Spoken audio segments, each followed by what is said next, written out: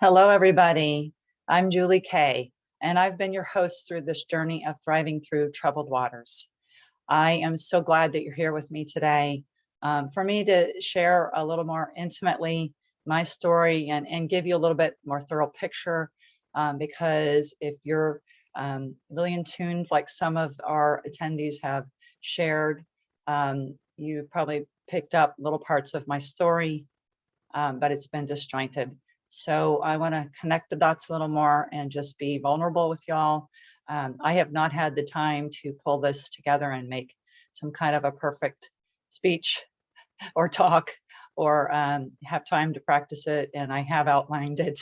And so I will be referring to my notes some because of the busyness of this summit. But I know that God has given me peace just to come before you today to share, first of all, my appreciation for the speakers. And the way I'm going to do this, because God put this on my heart, is to start with day one, not the order of when I interviewed the speakers, of course, but the order that I put them in the summit.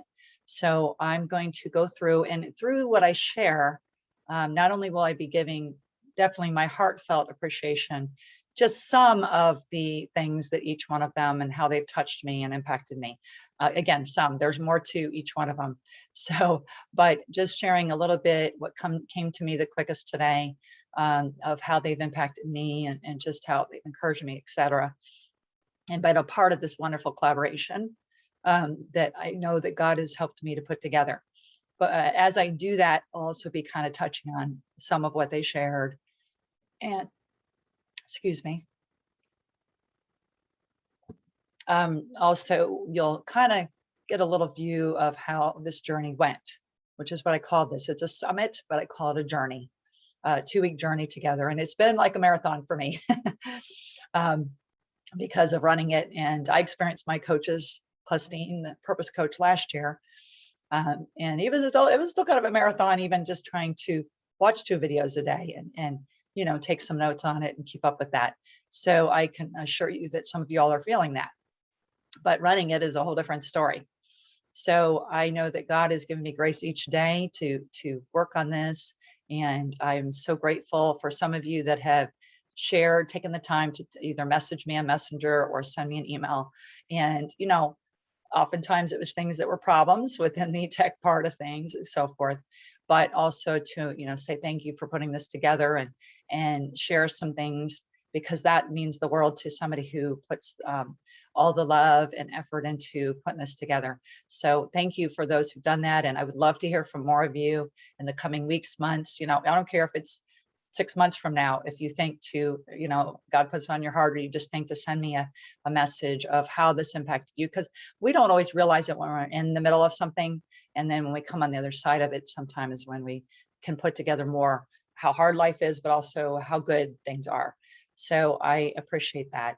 So that's what I'm going to do first before I share more of my story, and then move into my content or things I want to share with you to help you of what's helped me, because I'm just basically sharing what has helped me, especially through the last 4 years of my life, and focusing in more on the last 1.5 years or so of my life. So here we go. I'm going to start off with Sherry. Sherry Dunleavy, sorry. I've got their first names down and nobody had the same first name. So Sherry Dunleavy was definitely a godsend. And I think I shared in the interview how this man, Cody, from this speakers, coaches, and authors, I might have said the order wrong, that I happened to find in search of speakers. And 4 of the speakers in this summit came from that group. And it was such a blessing, because you don't always know how to find these speakers. It was like a big mountain I had to get over, figure out how to climb over, with some help from my coach, but with God's help and just using my own brain that I didn't even know what I was doing and plowing through. And then eventually things got on a roll, and speakers started to come in, and I got lots of chats with them, and it was wonderful. And it was such an evidence of the favor of God, and such an evidence of how many people out there are there to share, not only to be thrivers, but to share how to thrive and how to support those who need to learn how to thrive, or, need to learn how to work through their grief and trauma. So Sherry was definitely a godsend. Um, he actually asked me or told me about her and this leader of the group. And then he followed up, and it was God. And he says, did you ever get a hold of Sherry? And I had not even put her on my list, which was not good. And I contacted her. She responded last minute. She did the interview with me last minute, along with some others. And and what I want to say out of her, what she shared was, I had never heard anybody talk about that, nor had I been able to process from the other side of the coin why people struggle with supporting people, why they struggle with what to say or what to do. So I won't reiterate her points. You got to watch her interview, but it was very important for me to learn that. It really was. And then you're not so hard on other people, and you understand where they're coming from more as a griever, wanting to have that support and needing that support. So that's kind of what I wanted to share about her. And then Martika, she was a referral, and I just love her gentle spirit and her openness to share. When we had our chat, we just clicked it off right away and shared some of her, where she's at in life. And I encouraged her to go forth and be full-time as a grief counselor, which I believe is what she's doing, and her sharing the different stages of grief. I learned that in college back in the 90s, or no, the 80s. And I had a compassion for people with that, and kind of wanted to help people back then, but not until you really go through a close, person or loved one dying, do you understand more of this. So I really appreciated her being able to share those stages of grief, because they're very important. And then Stephanie McPhail, she was one of the ones I found through the group, and just her openness to her struggles. And yet she has such a confidence that she knows how to help people. And that she's come that far is just a real testimony. And then her marriage with her husband are both helping people and coaching people, and different techniques that they use just really blessed me. So I really appreciate getting to know her and having her as part of this collaboration. Sorry, I got allergies. Excuse me. Rena, she was my first interview, and basically she was just so supportive, and I really needed that at that time. And she was kind of that jump start I needed. So I was very thankful for her. She was very patient and very supportive, and she's just so fearless in telling her story, very fearless.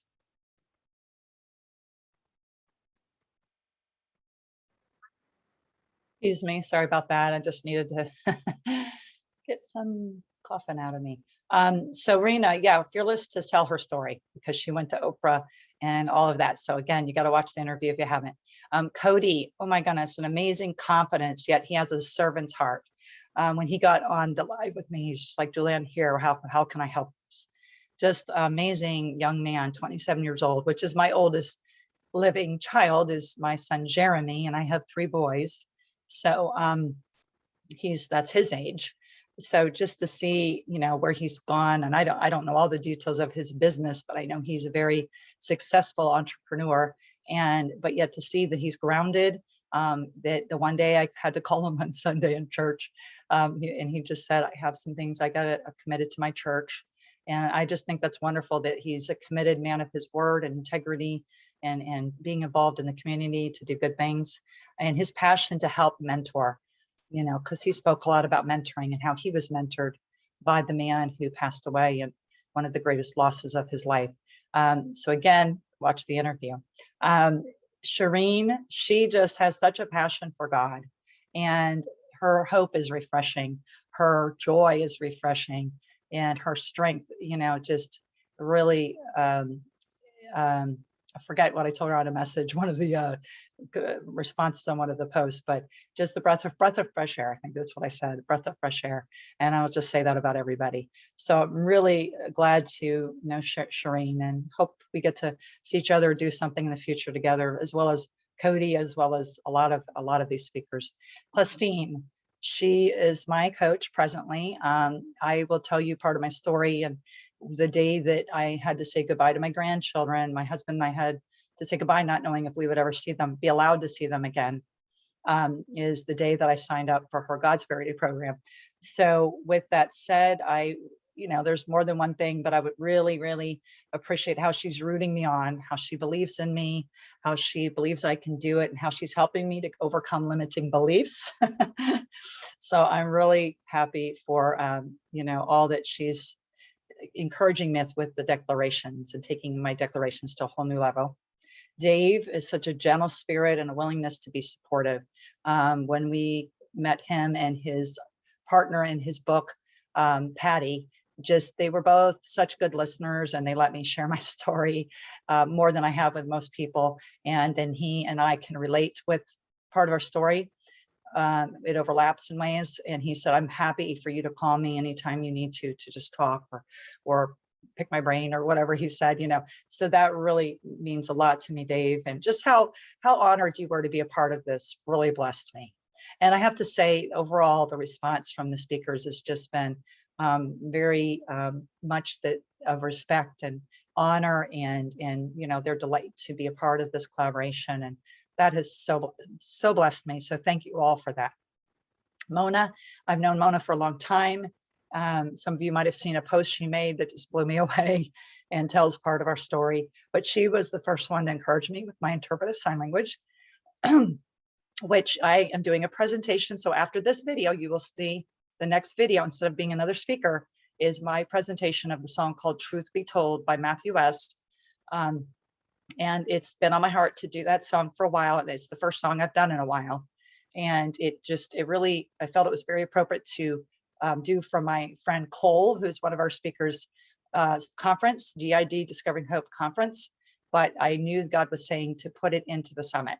So Mona was instrumental in confirming that calling on my life to do that, because that's one thing I do. So she is just, and I just love her zeal for sharing her story and her miracle story and how she gives God all the glory. She really gives God all the glory, and she's very grateful, and that blesses me, Mona. And Jackie, her example of not being bitter. Her story with her angry father and even the church she went to, the type of church, just seeing her not be bitter and be forgiving and not even mention that. I mean, I think she touched on it maybe, but just to see all through all that she went through, that she loves God and that she chose to have a relationship with him, and she really wants to help other people in that regard. So that really blesses me, Jackie. Alan, his knowledge, I don't know, he's just fun. If I ever go to England, I hope I can meet him in person. But just what he shared about movement and music is really dear to my heart, and understanding all that is very huge for me. And Christine said, you better have somebody talk about movement, in your summit. And I was able to get him last minute, even though I was trying through quite a bit of the summit to find somebody on that. Got him last minute and fit him in. And I'm just so elated about that. Make sure you all watch that, because it's really good because, most of us, when we love to dance, we love music, we know we love it, but we don't always know why. So he kind of helps you know why. Katie, the joy she brings, and then she made me feel at home. She was one of my first interviews, and I was still nervous doing 2 back-to-back, and you hear it in that because that's my example with her tapping. But just a ball of fun, and you got to see her TEDx. Everybody laughs and cracks up watching or listening to her. Joanne, trusting her just ability to trust her. I had her do the live on Sunday, and I said that was the right person to ask and have her on that day when I was sick. Thankfully, it was only a 24-hour thing. Or the prayers of everybody, really got me well fast. I'll tell you that. But she just did a beautiful job with that live. I loved my interview with her, and I loved her content of how to help people, but to speak up and not be afraid to ask people, your friends, family, and tell them exactly how you need help. She really empowered me, especially hearing her live on Sunday. So thank you, because I went and told 2 of my friends that are praying for me for the summit, and they've been giving me voice messages because my love language is voice messages. And you got to watch the love languages with Elizabeth to know what I'm talking about. So Melissa has such a passion to support the grieving through her support groups. She has a full-time business. I barely know anything about it because all she shares with me is about the support groups, and she's so passionate, and she has such unconditional love for people who are grieving. So she's going to be a big asset to me going forward, and starting two live support groups one starting in December and another one next year at 2 different churches here in my Tampa Bay area, Pasco County specifically area. So more to be told about that as we go. Danielle, I so appreciate her basic message of God's love and that I love you. And, emphasizing that unconditional love of God and her wanting to share that love the best she can with everybody that she touches. That is just beautiful. I loved her website as soon as I went to it, and her smiling face. And so I really appreciate that core foundational heart message that she has in the midst of all the trauma she went through. And let's see, Cole, my friend Cole, I love her strength and her humility, her wisdom that she shares at a young age, and her friendship, and just being, she's encouraged me, especially through COVID, to step out into my gift of teaching the Word of God. And that is part of what I was ordained minister through my church, but had not done a lot of that. And she really encouraged me with that. And it brought me out and caused me to get in the Bible, which is something that I find very, very like food, and sustaining and strengthening and encouraging and help. So it really was a blessing to me last year, Cole. Thank you. Steve Hopper, he's been a big impact in my life. I shared a little bit about that, but he is, his ability to tell a story. Oh my gosh, y'all. I mean, he has such a gift on how to tell a story. And that's why I got trained from him last year and went through his program, which was a huge overcoming thing for me. And just to see how he's he's obedient to God. He doesn't just call himself a Christian. He literally, like he said, had one thing on his heart that we had agreed on, and he was going to speak more to grief. And then the Lord showed him differently, and I didn't stop him. And he shared on forgiveness and shared something that I've heard his story before, but I had not heard that part. So that was very vulnerable of you, Steve. And I really appreciate that you listened to God's voice. Let's see, Elizabeth, her focus on loving others, kind of, not like Danielle, but different, but similar. But just her love for other people, and she's a great pillar for the family. I'm saying pillar as a person of strength when we need more people to stand for the family. And I just really had that sense about her with that. And I'm so glad I found out about her last minute. So, and she accepted my offer to be in this with us. And so Laura, for boldness to bring awareness of the dangers of today's marijuana. I hope to do that on, I would say, a smaller scale, but I definitely want to bring awareness to the dangers of fentanyl, which is what my daughter died of, fentanyl and cocaine, but the extreme dangers of fentanyl and how it's not known by a lot of people when they do something that it's in there. So I hope to use Laura as an example in my life in that way. Dr. Mary, an inspiration to help others more, similar to her daughter, but also different. So she talks a lot about helping with suicide events, and her daughter didn't even die of suicide. So I love that she talks all about what mattered to her daughter and how she's brought that into her Susie Q's organization, but she also does things outside of that. So she's a real inspiration to me to be active and helping people and not stay in your grief. So stay stuck in your grief. And Sylvester, I met through the group too. Sylvester, oh my goodness, he's a military man. He went through such trauma and grief, but and stuff in his childhood, of course, too. And yet, such strength. And he was I don't remember if he was a commander. I should remember this. Sorry, Sylvester. But he was a leader in military. And so, but yet, I felt so comfortable when I first talked to him, because we talked over the phone, and I just felt he's such a gentleman, and he's very caring. He said, I hope you're feeling better. How are you feeling? He's, said that this week to me, and I'm very supportive in this, very supportive. He did over and above the posting and probably the emailing too, but I saw him showing up and tagging and commenting, and I just really appreciate that, Sylvester. And I have to say, Danielle did a whole lot of that too, whole lot of that. So I appreciate everyone's efforts. And then Pamela, she has been a little more hidden in this because I don't know if she's on Facebook, but her knowledge and passion for what we put into our bodies, y'all, I've always had a passion for that and a heart for that, on how to help people with their health. And it's so important what we put in our bodies, and we need to learn the things we need to get in our bodies and for our brains. So she brought a new light to education for me on the importance of omegas and and feeding my brain and making sure I do that with the good fats and proteins, etc. And so she has a supplement business in Clearwater, where I was raised. And so I'm really happy for that, because that is something I like to share, and I have shared all my life since I've had my own health issues, and I have to watch. I have a limited diet too. So Isabel, can't say enough about Isabel. She's going to be on. Well, you'll have seen her Friday night. Sorry, she's going to be on tomorrow night when I'm doing this. But she's like a new friend now. She's a woman of integrity, very busy woman, but she took the time out because she wants to keep sharing her story, and she just her perseverance, her strength, and the miracle. She is literally a miracle, you all, to be 49 years old and have cystic fibrosis and be as healthy as she is, and to still, I mean, to be full-time as a grief counselor through hospice, and all that she does is just amazing. So huge inspiration to me. Gary Rowe, oh my, I was so happy to have found Gary Rowe, and I felt so honored when he said yes to being a speaker. He's a very busy man too, and he has more than 20 books all on grief. Amazing. I've gotten 2 of them, and I would love to get all of them. And somebody told me today, I'm going to say this because somebody on the email today said that Gary's books, she's gotten all of them, and they've been more of a help to her through her grief than any other resources she's had. So, but his wisdom, but his compassion.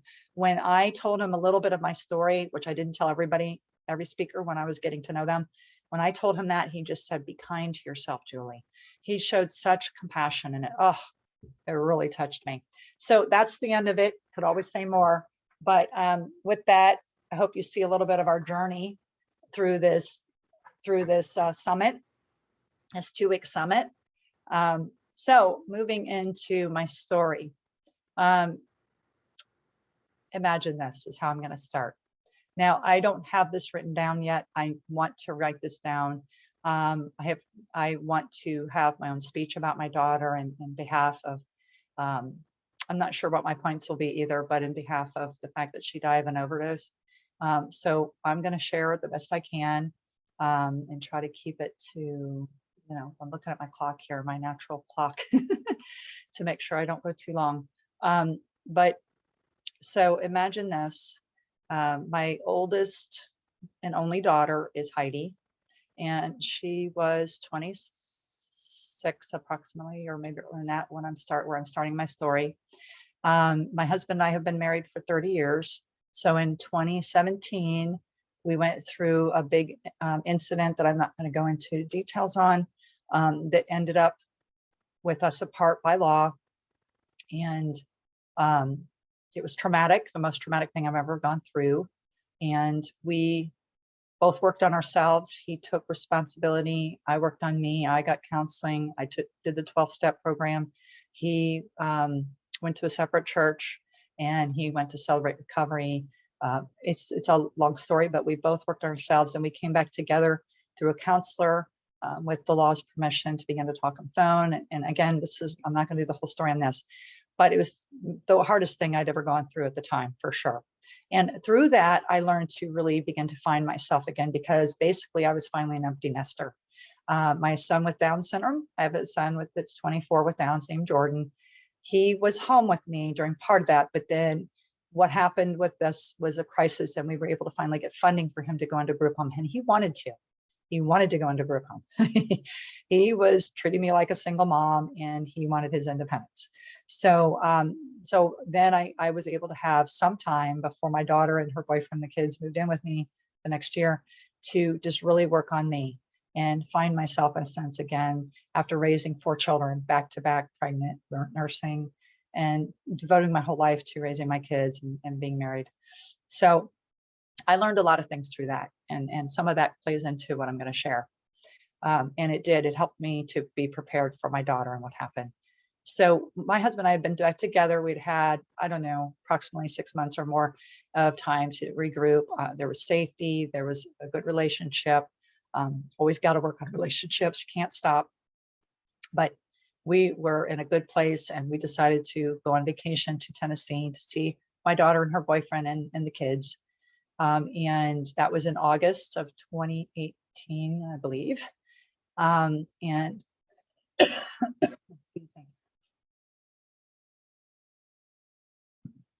Um, Only about a few weeks before that did we find out, without my daughter even telling me directly, but through my youngest son, that she had lost the kids to foster care. So when we went up to see them, they were in foster care. We got to be a part of 2 visits. So it was a whole big thing. Without going into too much of the story, then we, were there to support our daughter through that. They, of course, had to do what they had to do to get them back. And they stayed together. Her boyfriend could not get the kids either, or otherwise he would have. So we just proceed through that. We, prayed. We were there. We whatever we could do. So then we were supposed to get the kids temporarily until she or the father could get on his feet and do their program, with the state of Tennessee, who now had custody of the kids. So we were, that was a hard thing to think of, taking 4 kids. And I was finally done with that job. So, but I was open to it. So we were moving towards that, but we asked them if they would let my sister have 2 and us to have 2, because 4 is very much. My sister was heading towards being licensed anyway. They were not open to it. And then on March 1st, 2020, a week before the lockdown, my daughter had been in jail. She had gone to jail in the midst of this. She was in jail for a month, and we knew her boyfriend was going to get himself out of jail, but not that he was going to get her out. I believe she needed to stay there. Jail is not a fun place. Jail is not a perfect place. Drugs are there too. But I believed she needed to stay there, and she was beginning to attend church, and, it was good. And she knew she wasn't supposed to be with her boyfriend anymore. She had already told me that several times. And with that said, he pulled her out of jail, and they decided to party together, even though they were parting their ways. And on the 3rd day, the day she was going to leave the next day to go live somewhere else, that's when we got the call the next morning. I had the message on my machine, thought it was her maybe, but didn't know the number because she didn't have her own phone, and called the number and found out, this woman tells me that my daughter overdosed and was I call it bay flighted, because that's what we call it here, to one of the Nashville hospitals. I immediately got angry. And anyway, without going into all of my emotions on that, we regrouped, talked to a nurse later, and found out that she was non-responsive. Nothing, she was not responding to anything, but they had chilled her body to hopefully slow down the damage. And she had been without oxygen for 10 minutes. So it was fentanyl and cocaine. We were up there, went up there, drove up there with our son and my husband. And again, not time for the whole story, but basically I knew that God had shown me Tuesday was the day that we were going to have that decision. It wasn't going to be a long-term decision. And bottom line, I chose to do, because they had not gotten married, it was all on me. So I chose for them to do a test that they said we can see if there's any more brain flow to her brain. They did the test, and she had no blood flow to her brain, no blood flow. And so she was legally declared dead, brain dead. And that's when I got the thought of her being a donor. And then they came in later and said that she had already had the records of being a donor, which is what I raised my kids to do. And so that was a little bit of joy in the midst of that. We left her body that day. I do believe she was already gone, but I didn't know it at the time until processing that later. We left her alive on the machine so that she could be a donor 2 days later, went to her kids. So my whole life became revolved around the grandchildren, having to tell them that their mom is gone. And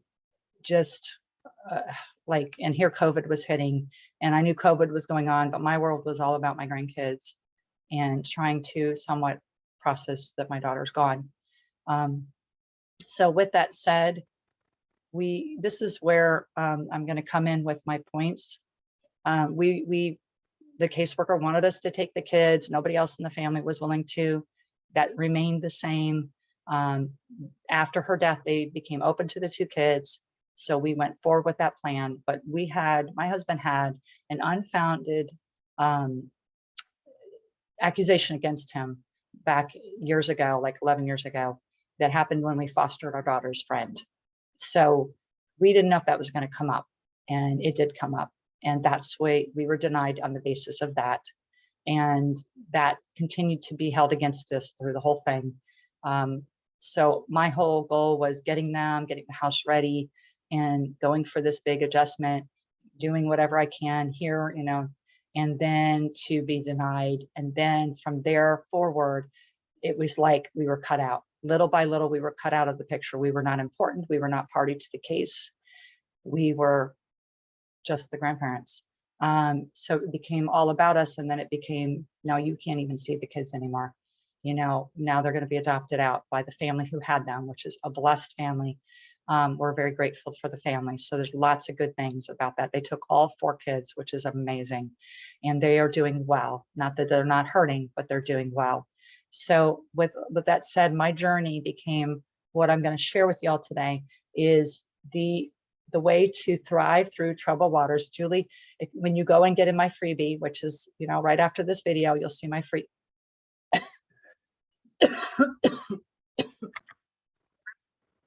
Sorry for that break again. My free gift to you all is called the THRU, which is short for the name of the summit, Circle of Control.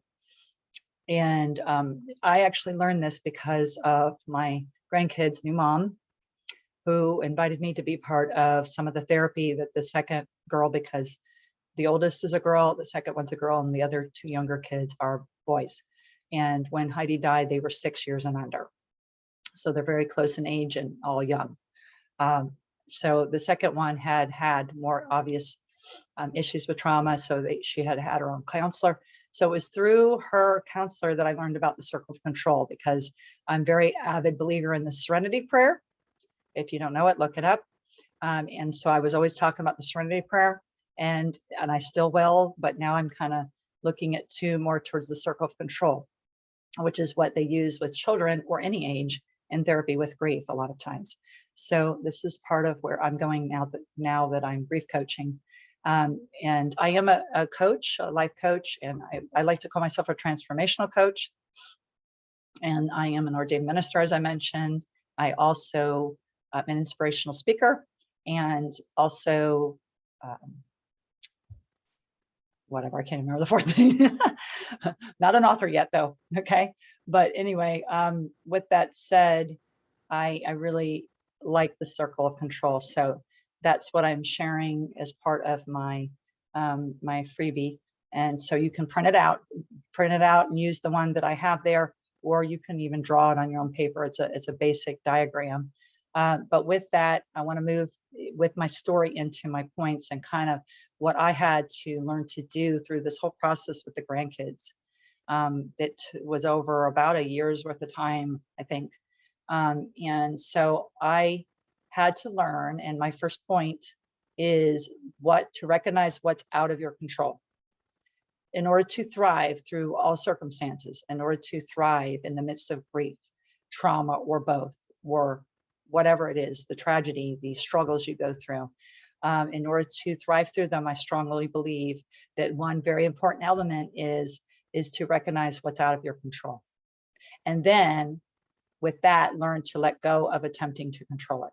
And I purposely say attempting to control it, because what is out of our control, if we're trying to control it, is just an attempt. It's just an effort or a striving that is not going to work.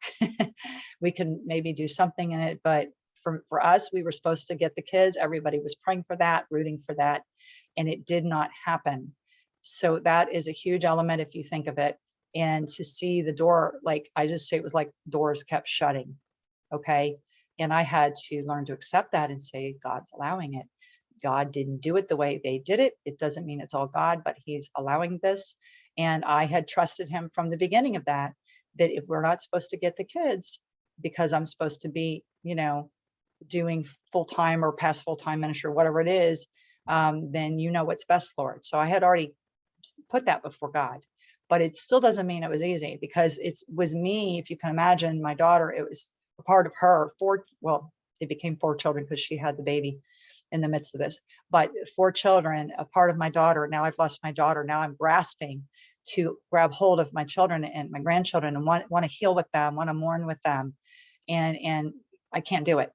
And even when we were supposed to get them, I could barely do it because I was only allowed once a week. We were only allowed once a week to talk to them. So I had to recognize what was out of my control. Very clear situation here. The state had custody of my grandkids. They were the decision makers. They were per se the parents, even though there was two families involved. First family was a beautiful family who, let us be so much a part of the whole picture while they had them, but they knew they couldn't adopt them. So, but they were in charge. The state was in charge. My daughter and boyfriend couldn't control them. Had to realize that there was drugs involved in all of this. Just a lot of things out of our control. So I had to learn to let go of that, and because how am I going to have peace? How am I going to, not be so caught up in that and trying to do something that I can't change? So that was a huge element there. I was ready. One example of one of the trips I made after that August trip was to go up in the fall by myself, and my husband, was in agreement with that, so that I could be with Heidi, and she wanted me to come up and stay with her, and I ended up helping her and seeing the kids again. And so that was my last time seeing my daughter alive. And that was a really tough trip. And I'm not going to go into too much detail on that because I'm sure the drugs were involved at that point, and I kind of sensed it, but I've not had a background in drugs, so I wasn't totally for sure what was going on. But in the midst of that, she had before that really begun to reach out to me because we were not close, and tried to, kind of reestablish closeness with me, and said, I need to get away from my boyfriend. And it said, knew it and told me some of the verbal abuse and stuff like that. But then when I came up there, I was all ready. I had a van. I could have helped her move out and would have done it, but she had already clicked back to staying. And she said, he won't let me go. So I had to, again, go, well, if she says, let's jump, I'm going to help her get out, but I cannot make her. So that's just an example of where I was at. So number 2, so your first point, my Roman numeral 1, if you want to call it, is recognize what's out of your control. And Roman numeral number 2 is recognize what's in your control. I-N, capital I-N, what's in your control. When you feel so out of control, especially in grief or soon after trauma, especially in the immediate after effect of that, whatever it is, whether it's a car accident, whether it is abuse, whatever it looks like, losing a loved one or losing a job or something else that was very dear to you, that's when you feel the most out of control.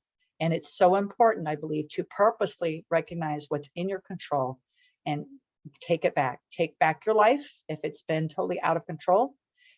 Take it back, find yourself, whatever wording you want to use. So under my Roman numeral 2, you'll see this on my freebie written out.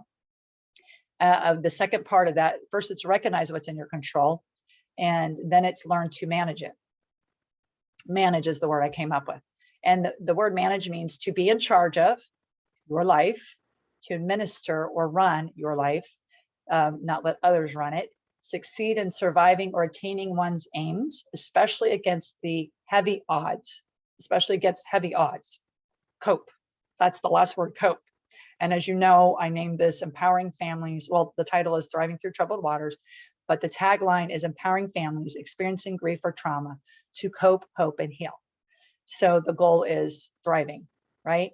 So there's cope. So manage is cope, and cope is a good word, and manage is a good word. So we tend to think of manage, I think, only as manage a job or a company, but I believe we need to manage our lives. So my A under that, because I have an A and a B, and you'll see it in the freebie, but we're only going to touch on the A for lack of time. So A is add the healthy into your life. Add the healthy into your life. And I have 5 points I'm just going to briefly go over. Under that, number 1 is schedule time alone each week. Either a day of the week is what I used to do with kids. So my husband would get the kids out of the house, and I homeschooled too. So that was the only way I could have some alone time and really kind of what I call regroup and reflect and pray and get in God's word and praise him is part of what I believe is good and right to do. So whatever that time alone looks like for you, you create it, whatever you need it to be.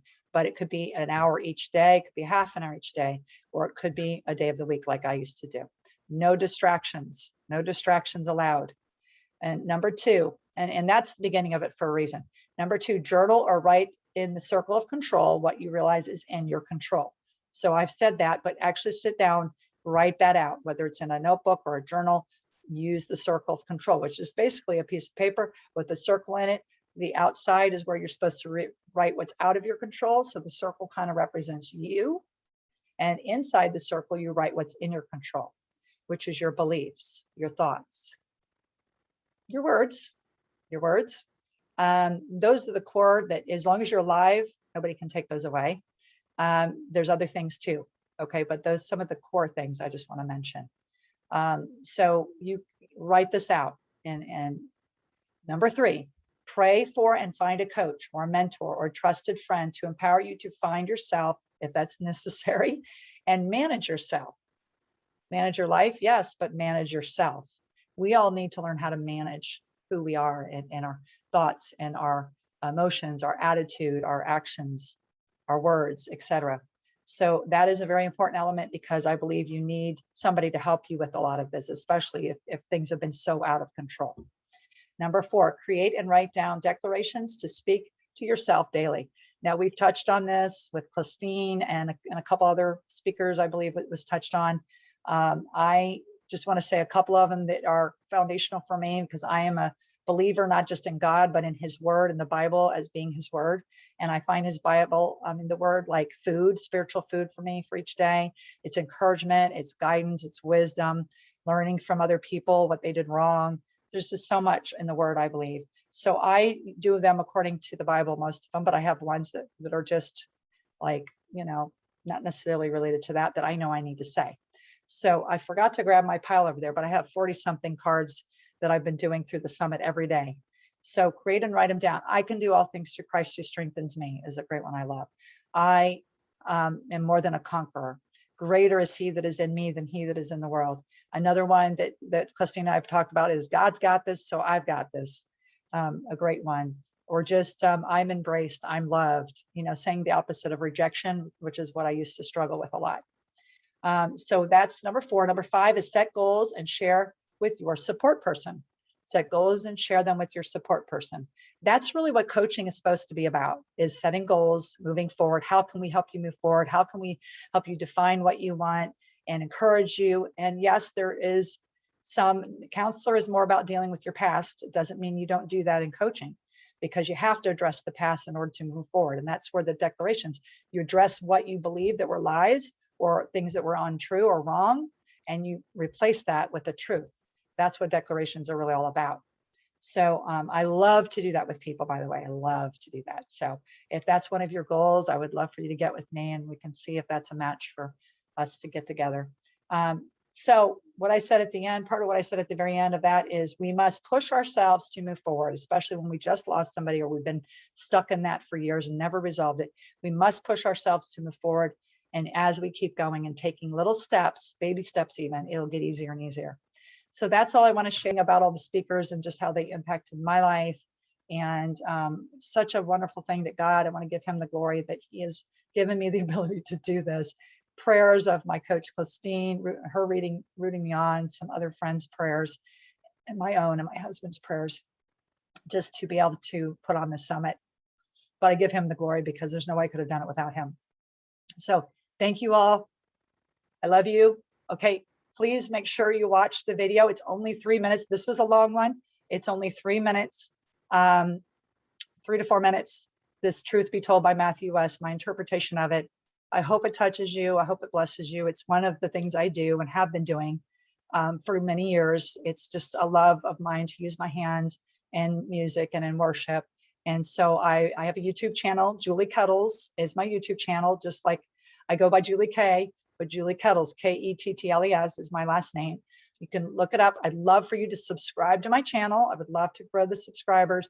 And you can get on there and see other songs that I've done from the past, also teachings that I've done. And hopefully after the summit, I'm going to begin to build up and put more new content on that. And I definitely will be putting this song on, but you guys get it. It's being released to you first. So it's my interpretive sign language presentation to Truth Be Told by Matthew West. So God bless you. Look forward to hearing from you all. See you tonight on our last live. Please join me. If you haven't already, come join me on the last live. And if you have any questions, we'll be interacting at that time for about a half an hour. And then, let's close it out together. I would love to see you all on live, 7 p.m. Eastern, on inside of our Thriving Through Troubled Waters group, Facebook group. So God bless you all. Bye-bye.